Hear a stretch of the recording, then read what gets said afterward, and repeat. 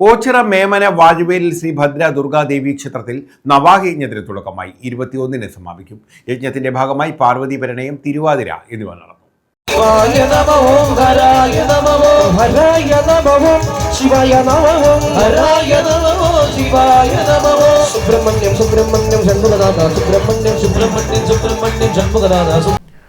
ഓച്ചിറ മേമന വാഴുവേലിൽ ശ്രീ ഭദ്ര ദുർഗാദേവി ക്ഷേത്രത്തിലാണ് നവാഹയജ്ഞം പുരോഗമിക്കുന്നത്.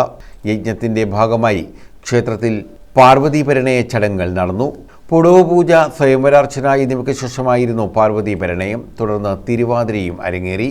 വാഴുവേലിൽ ക്ഷേത്ര മാതൃസമിതിയുടെ നേതൃത്വത്തിലായിരുന്നു തിരുവാതിര അരങ്ങേറിയത്.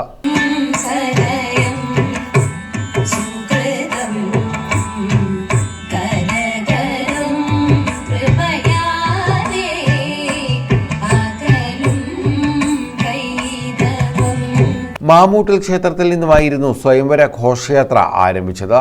നിരവധി ഭക്തരാണ് ചടങ്ങുകളിൽ പങ്കെടുത്തത്. ക്ഷേത്രത്തിൽ നടന്നുവരുന്ന നവാഹയജ്ഞം 21-ന് സമാപിക്കും. ചൂരക്കോട് ഉണ്ണികൃഷ്ണനാണ് യജ്ഞാചാര്യൻ.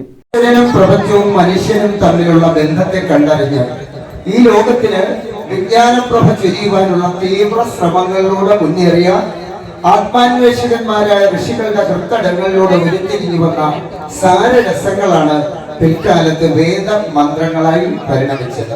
തുടർന്നുള്ള ആത്മവിശകലന ബോധത്തിലൂടെ ആർഷഭാരത സംസ്കാരത്തിന്റെ ഉറവിടങ്ങളായ ഉപനിഷത്തുകൾ നിലനിൽക്കെ അത്യന്താധുനിക ശാസ്ത്രത്തിന്റെ ഭൗതിക നേട്ടങ്ങൾ വരുത്തിവെച്ച ക്ഷണികങ്ങളായ ലൗകിക സുഖങ്ങളിലൂടെ ആത്മബോധത്തിന്റെ അടിവേരുകൾ നശിച്ച് അലസമായി പോകുന്നു കലിയുഗ ജനത.